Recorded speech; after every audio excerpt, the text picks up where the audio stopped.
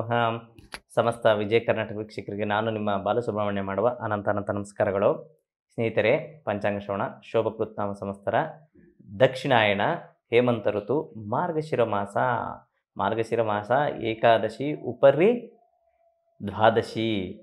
ಈ ಶುಭ ದಿನ ವಿಶೇಷ ಎಂದರೆ ಶನಿವಾರದ ವೈಕುಂಠ ಏಕಾದಶಿ.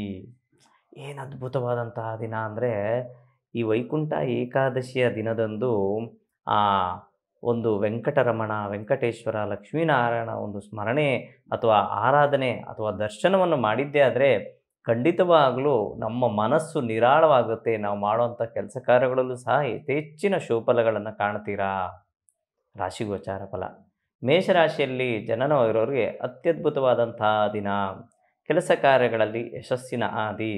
ಆದರೆ ಒಂದೇ ಒಂದು ವಿಚಾರ ಅಂದರೆ ಮುಂಗೋಪ ಬೇಡ, ಆತುರ ಸ್ವಭಾವ ಬೇಡ. ಮಿಕ್ಕೆಲ್ಲ ವಿಚಾರದಲ್ಲೂ ಶುಭಫಲಗಳನ್ನು ಕಾಣ್ತೀರಾ.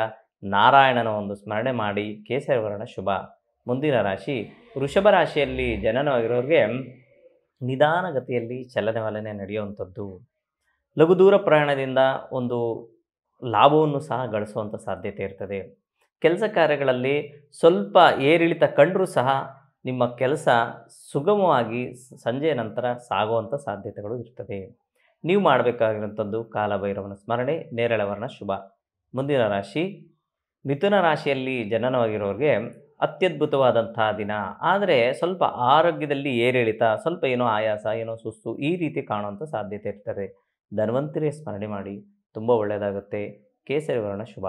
ಮುಂದಿನ ರಾಶಿ ಕರ್ಕಾಟಕ ರಾಶಿಯಲ್ಲಿ ಜನನವರು ಉತ್ತರೋತ್ತರ ಅಭಿವೃದ್ಧಿ, ಕೆಲಸ ಕಾರ್ಯಗಳಲ್ಲಿ ಲಾಭವನ್ನು ಗಳಿಸುವಂಥದ್ದು, ದೈವ ದರ್ಶನ ಮಾಡುವಂಥದ್ದು, ಈ ರೀತಿಯಂಥ ಲವಲವಿಕೆಯಿಂದ ಕೂಡಿರುವಂತಹ ದಿನ ನಿಮ್ಮದಾಗಿರ್ತದೆ. ನೀವು ನಾರಸಿಂಹನ ಸ್ಮರಣೆ. ಹಸಿರು ವರ್ಣ ಶುಭ. ಮುಂದಿನ ರಾಶಿ ಸಿಂಹರಾಶಿಯಲ್ಲಿ ಜನನವಾಗಿರೋರಿಗೆ ಸ್ವಲ್ಪನೇ ನಿಮಗೆ ಶುಭ ಫಲಗಳು ಇವತ್ತು ಬೆಳಗಿನಿಂದಲೇ ಕಾಣುವಂಥ ಸಾಧ್ಯತೆ ಇರ್ತದೆ. ಅಂದುಕೊಂಡಂತಹ ಕೆಲಸ ಕಾರ್ಯಗಳಲ್ಲಿ ಲಾಭವನ್ನು ಸಹ ಗಳಿಸ್ತೀರಾ. ಕುಟುಂಬ ವರ್ಗದಲ್ಲಿ ಹೆಚ್ಚಿನ ಶುಭಫಲಗಳನ್ನು ಕಾಣುವಂಥ ಸಾಧ್ಯತೆ. ಮೂರನೇ ವ್ಯಕ್ತಿಗಳಿಂದ ಒಂದು ಒಳ್ಳೆಯ ವಿಚಾರವನ್ನು ಕೇಳುವಂಥ ಸಾಧ್ಯತೆ ಇರ್ತದೆ. ನೀವು ಸಾಕ್ಷಾತ್ ಪಾರ್ವತಿ ಪರಮೇಶ್ವರ ಸ್ಮರಣೆ ಮಾಡಿ. ಬಿಳಿ ವರ್ಣ ಶುಭ. ಮುಂದಿನ ರಾಶಿ ಕನ್ಯಾ ರಾಶಿ. ಕನ್ಯಾ ರಾಶಿಯಲ್ಲಿ ಜನನವಾಗಿರೋರಿಗೆ ಲಘು ದೂರ ಪ್ರಯಾಣದಿಂದ ಸ್ವಲ್ಪ ದೇಹಾಲಸ್ಯವನ್ನು ಕಾಣುವಂಥದ್ದು. ಜೊತೆಗೆ ಈ ದೇಹಾಲಸ್ಯದಿಂದ ಏನೋ ಒಂದು ರೀತಿಯಾದ ಡ್ರೌಸಿನೆಸ್ ಸಹ ಆಗುವಂಥ ಸಾಧ್ಯತೆ ಇರ್ತದೆ. ಆದರೆ ಊಟೋಪಚಾರಗಳಾಗಿರ್ಬೋದು, ಹಣಕಾಸಿನ ವಿಚಾರದಲ್ಲಾಗಿರ್ಬೋದು ಸ್ವಲ್ಪ ಸುಧಾರಣೆಯನ್ನು ಕಾಣ್ತೀರಾ. ನೀವು ಮಹಾಲಕ್ಷ್ಮಿಯ ಸ್ಮರಣೆ ಮಾಡಿ. ಬಿಳಿ ವರ್ಣ ಶುಭ.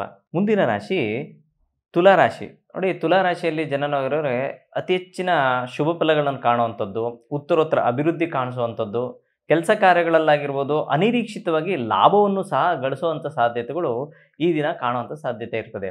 ನೀವು ಮಹಾಲಕ್ಷ್ಮಿಯ ಸ್ಮರಣೆ ಮಾಡಿ. ಗುಲಾಬಿ ವರ್ಣ ಅಥವಾ ಬಿಳಿ ವರ್ಣ ಶುಭ ವರ್ಣವಾಗಿರ್ತದೆ.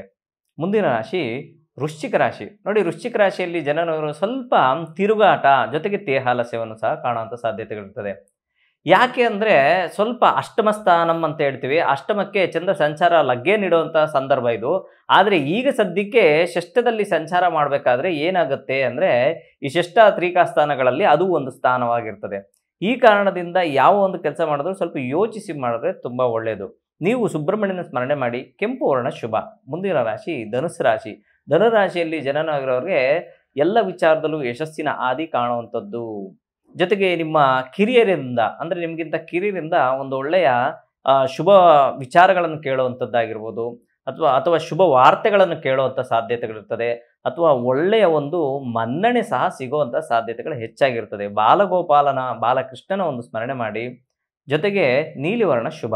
ಮುಂದಿನ ರಾಶಿ ಮಕರ ರಾಶಿ. ಮಕರ ರಾಶಿಯಲ್ಲಿ ಜನನವಿರೋರು ಎಲ್ಲ ವಿಚಾರದಲ್ಲೂ ಯಶಸ್ಸಿನ ಆದಿ ಕಾಣುವಂಥದ್ದು.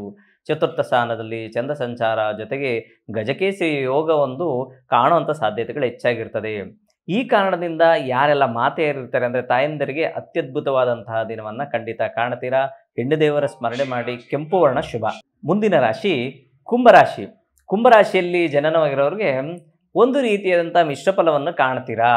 ಕೆಲಸ ಕಾರ್ಯಗಳಲ್ಲಿ ಯಥೇಚ್ಛಿನ ಶುಭ ಫಲಗಳನ್ನು ಕಾಣುವಂಥ ಸಾಧ್ಯತೆಗಳಿದ್ರೂ ಸಹ ನಿಮ್ಮ ಒಂದು ಸೋಂಬೇರಿತನದಿಂದನೇ ಕೆಲಸ ಕಾರ್ಯಗಳು ನಿಧಾನ ಆಗುವಂಥ ಸಾಧ್ಯತೆ ಇರ್ತದೆ.